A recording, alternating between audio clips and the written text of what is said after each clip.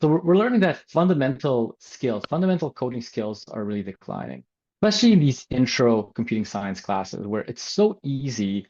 It's just all these coding tools have made it so easy for students to just use AI. It's essentially embedded in, and there's really no friction for students to use AI. And as a result, if you're a young student and you're taking an intro computing class and you're trying to learn how to code, it's very easy for them to shortcut that and just get AI to do the coding for them. The second thing we're seeing is that students not really using the critical thinking, and this is again tied to the use of AI. If AI is writing all the code, they're not really learning how to write the code themselves. They're not really learning how to assess the code. Is this good code? Is this bad code? What does this function do?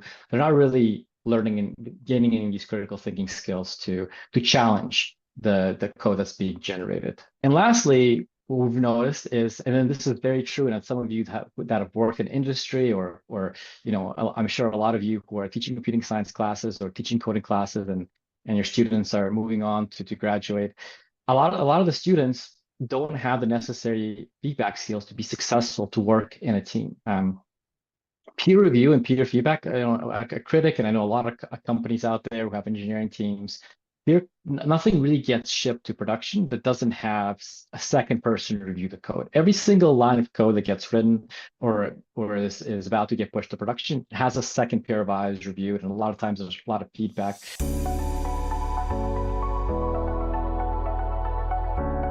One assignment. This is just a bit of a fictional one, but it's an example assignment where the student is supposed to define a library where you create tokens with an expiry date. So this is some initial code that's provided by the instructor with these two different libraries or two separate files here. So there's this DB file, there's this OAuth file. So this is just demonstrating that you can include some code to start and then have a main function like this one, and then leave it up to the student to actually fill in the content here. So what I'm going to do now that they've logged in, they've linked it, they can get access to the instructions, they can see the due dates, and they have the whole insights, the authenticity insights here. Like, okay, 0% AI use. Maybe I can zoom in a little bit here, just to make sure it's clear enough for you. So 0% AI use so far out of 40% maximum. It's 100% written by the human and 0% pasted out of the 50% maximum. So that gives them an authenticity score. And then we have two tabs below. We have the AI assistant where you can have a chat with AI, and then you can also submit the assignment.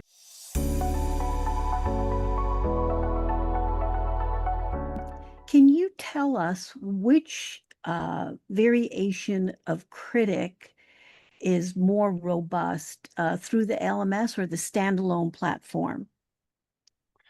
It's really up to you. They're both the same level. They provide the same features. If you have assignments inside your LMS and you want to automatically synchronize the rosters, send grades back to your LMS, and have everything centralized there, then I would recommend an LMS integration, which we support with dynamic registration right now. So that would be the recommended approach.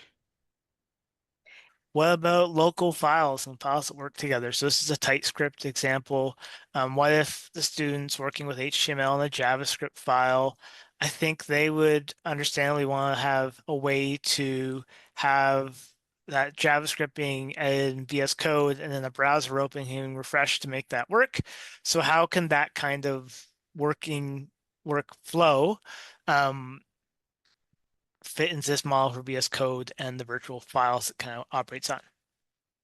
Yeah, that's a great question, Matt. So it's exactly like how a developer would set up their environment. They would use the Visual Studio Code to do the HTML or do the JavaScript or whatever dynamic, and then there'd be a little small server, a little something to run, compile, run the application, and host it on a local port. Let's say localhost, 200 or whatever. So that's something that could be, as part of the instructions. It could be like run it like this, run this command, install this executable, or it's something that we could even have additional code. You could include some code that does it when they run it locally, like with Node or Python, you could run it and it could host it. I know a lot of these tools have built-in web servers where it's just automatic as well. So that can be part of the instructions for the students on how to run it and view it in their web browser.